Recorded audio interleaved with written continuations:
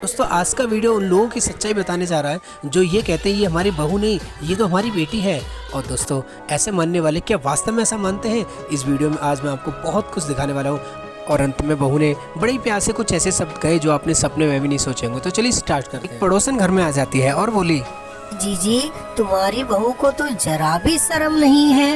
ये तो पहले ही दिन आसमान में उड़ने लगी है और ये तो पर्दा भी नहीं कर रही है किसी से भी। आजकल की बहुएं तो गजब ढा रही हैं, ऐसी मॉडल बन रही हैं जैसे कि वो बहू नहीं है, कोई आसमान से उतरी हुई परी है।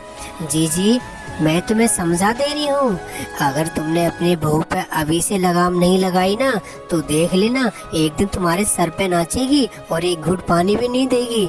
अब उनकी बहू देख लो रामकली की, उन्होंने भी ऐसे ही छूट दी थी, उनका क्या हाल है।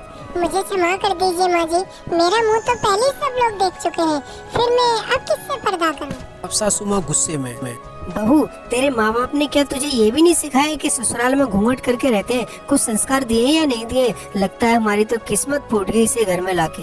पड़ोसन ने एक बार फिर से, जीजी तुम्हारी बहू की जुबान तो कैंची की तरह चल रही है। भला बड़ों से कोई ऐसे बात करता है? लगता है इस बहू ने तो खिला दी तुम्हें रोटी।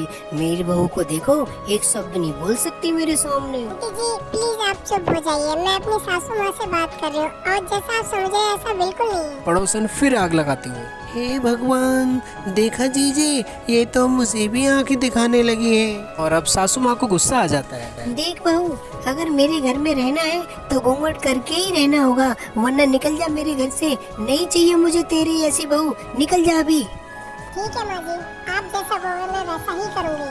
आज के बाद मैं कभी घूंघट नहीं खोलूंगी। लेकिन माँ मेरी एक बात का जवाब दीजिए, जब शादी के लिए लड़की देखने जाते हैं उस समय घर वाले भी देखते हैं, पड़ोसी भी देखते हैं, मोहल्ले वाले भी देखते हैं और बाहर वाले भी देखते हैं, रिश्तेदार भी देखते हैं, सभी को दिखाया जाता है। और तो और जब शादी होती है तो बीच मंडप में बिठा दिया जाता है, जान पहचान के भी देखते हैं, अनजान भी देखते हैं और बाद में फिर कहते हैं अब उन्हीं लोगों से पर्दा कीजिए। माँ ये कैसी रिवाज है?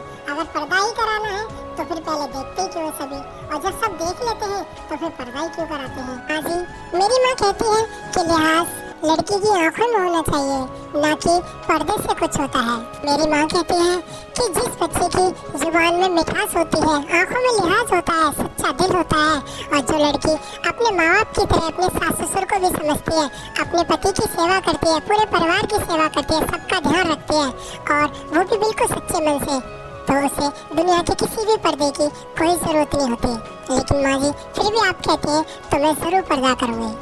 बहू मुझे माफ कर देना, मुझसे गलती हो गई। मैं अब तक बहू और बेटी में फर्क समझती थी, लेकिन आज एहसास हुआ कि जब हम बहू को बेटी की तरह मानेंगे तभी बहू भी हमें अपने माता पिता के समान प्यार करेगी और इज्जत देगी।